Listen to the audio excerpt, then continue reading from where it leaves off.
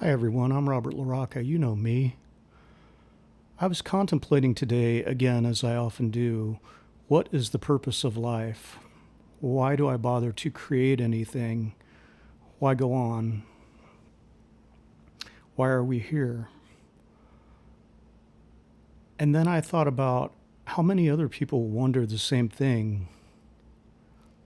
I was watching a mini documentary about the French Impressionist artist Claude Monet. I'll link that in the description. If you have trouble detecting the purpose of human life, I highly recommend that you watch this documentary because it spells out the meaning and the purpose of life and the purpose of creating. And I will attempt to approximate the answer briefly here. Monet had a hugely successful career that spanned decades. He is one of the most influential artists in our known history.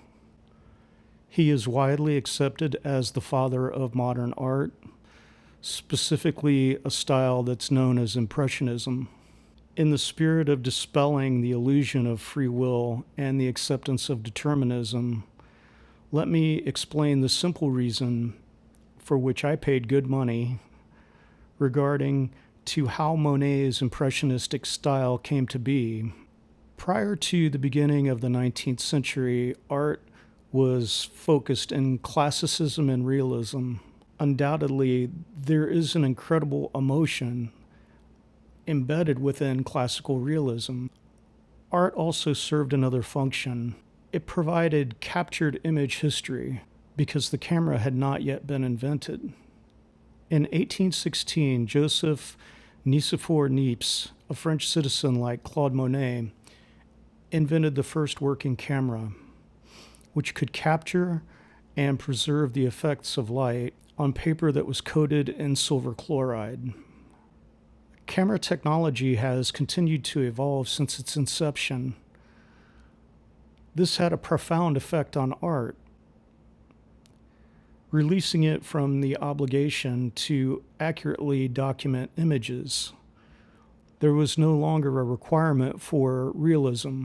It's no coincidence that Monet's groundbreaking style coincides exactly with the time and location of the inception of camera technology. Monet enjoyed vast success, but at a certain point in his later life, he decided to retire.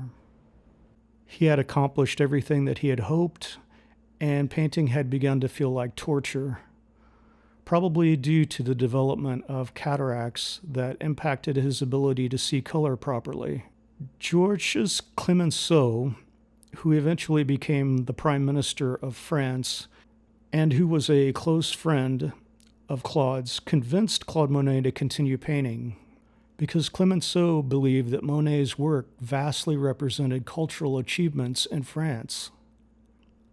The soft impressionistic style and beauty of Monet's work was in direct emotional opposition to the forces of German authoritarianism and brutality.